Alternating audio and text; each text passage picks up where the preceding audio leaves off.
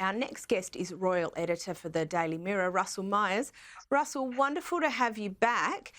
There's been another popularity poll on the royal family and Princess Kate has passed with flying colours.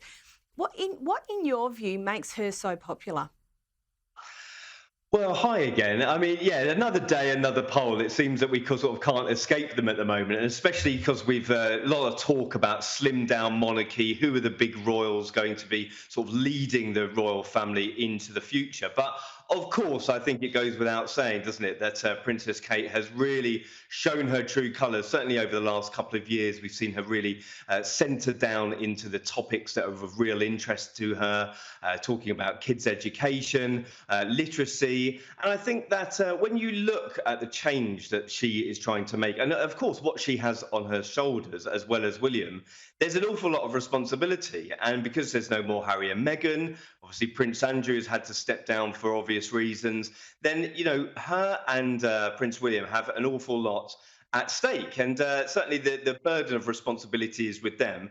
But I think people see a human side to her, and that's possibly what has always been lacking for the monarchy. It's always been a bit removed from real life, and hopefully Kate is trying to make the royals a bit more modern in today's age.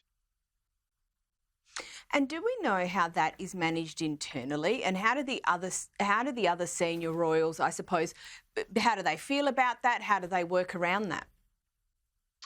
Well, it's interesting because I saw another story this week about some former royal aides saying that King Charles gets jealous of Kate and her popularity. I don't think that is the case, because I think that he welcomes the fact that he's got other people, sort of trusted lieutenants, if you will, to sort of shoulder that responsibility. Now, what we've seen recently is sort of a resurgence of their popularity because of the way that they're targeting the younger generation. And this always been described to me as the TikTok generation. It makes me feel a bit old when it is. But, the new social media videos we're seeing, the sort of reach that they're trying to get to that younger generation, because if there is a degree of apathy with that younger generation, then the royal family could be in trouble. And yet, the polls are that the younger generation is switching off. Do they necessarily care about the royal family? Discussions about how much they cost the public. But when William and Kate are sort of front and centre, it all seems to be going a bit more smoothly. And I think that the King, and certainly the King and Queen, would welcome that association to try and give them a smoother path in their sort of infancy of King Charles's reign. So, yeah, I'm sure he's a big supporter of their work. I would expect he would be as well. I see Kate and William as really central to, like you said, the younger generation, the modernising of the royal family and ensuring their relevance going forward. I feel like that's a pretty fair view to take. Yeah, I think when we're looking at King Charles and now Queen Camilla, I mean, they're both in 74, 75 years old. Obviously, the late Queen had a huge legacy behind her, and the King really will try as quickly as he can to try and cement his legacy. But we kind of know what sort of person he is. We know his interests and where they lie. And when you're talking about William and Kate, they are obviously the future of the monarchy. And now, all this discussion about slim down monarchy, who were going to be the main players, I'm sure Charles would have wanted Harry and Meghan to be front and centre with that as well. But of course, that's no more. That ship has sailed. And so he's got to work with what's at hand. And that is Kate and William being front and centre. And as I said, they've got a lot on their shoulders. So it's all about trying to work out what collaboration. I'm sure the palace will want to look at that moving forward. And I think there's exciting times ahead because, if they're going to be working more closely together, then surely that can only be a good thing. Now, we usually see members of the royal family a bit wrapped in tissue paper, but this week it was reported that Sophie took an unannounced trip to Iraq. How on earth did this come about? Well, you're totally right. I mean, this came out of the blue because it certainly hadn't been publicised ahead of time. But last week, the Duchess of Edinburgh was in Iraq and she was visiting Baghdad, part of a trip with the UK Foreign Office. It's called the Women, Peace and Security Agenda, part of a sort of a movement over the last few years that the British government is trying to put some more sort of charitable endeavours into the country after the conflicts of the last few decades.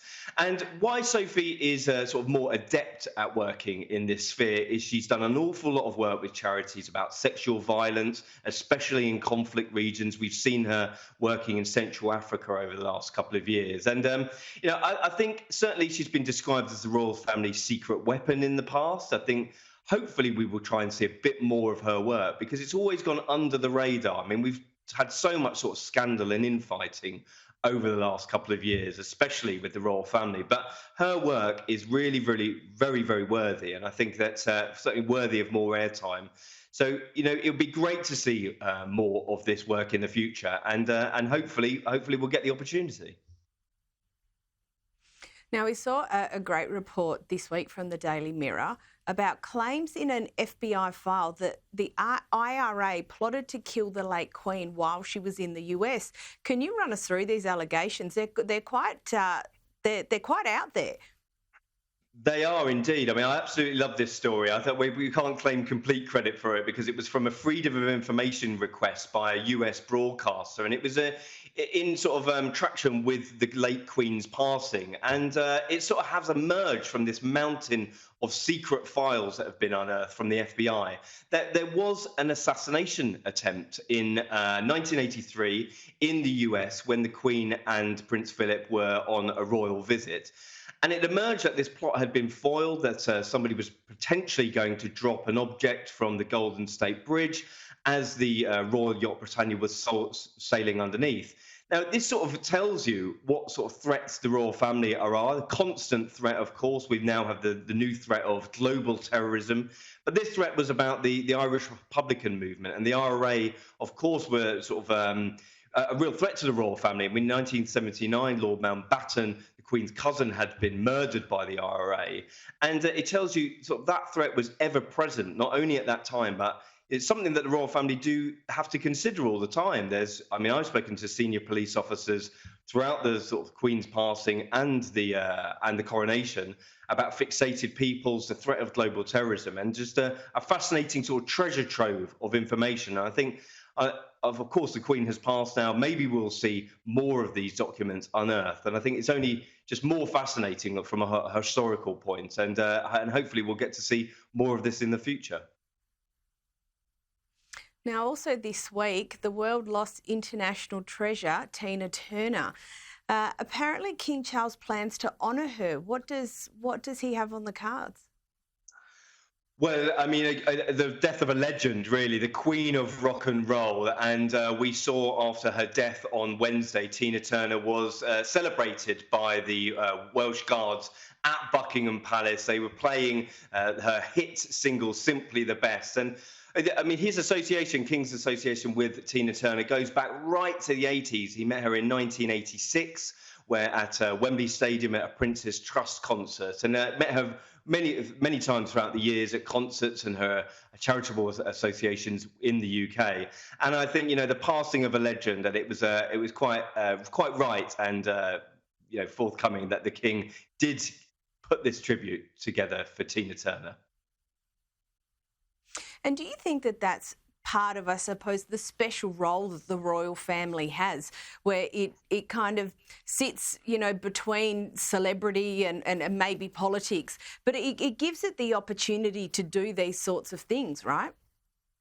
Totally. I mean, I couldn't agree more. I mean, you look at, certainly in the modern age, I mean, the gap between celebrity and the royal family is becoming ever smaller, isn't it? Because look at Harry and Meghan and how they have sort of talked about Netflix series, that they are in that sort of celebrity culture.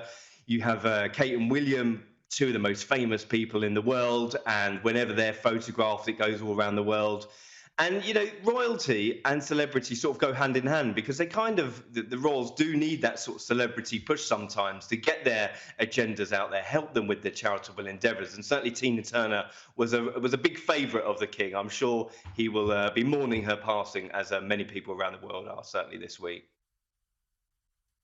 Now, one last thing. Angela Kelly was the late Queen's right-hand woman, but she seems to have fallen out of favour. Can you update us what's going on here?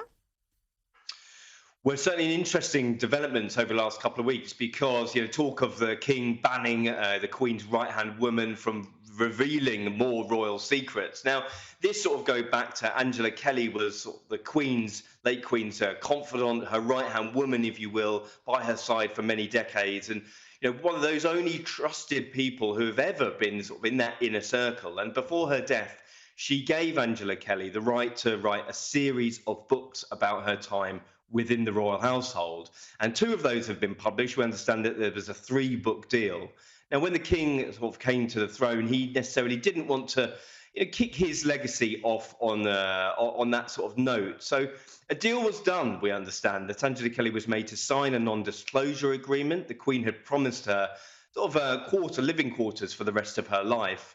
And that whether that was going to be in Windsor or elsewhere wasn't necessarily known. But it seems that she has moved out of her Windsor Castle abode. She's gone to live in the north of England. And whether she is going to write another book, it remains to be seen. But maybe certain horse trading going on. I'm sure the king wants to kind of keep her on side.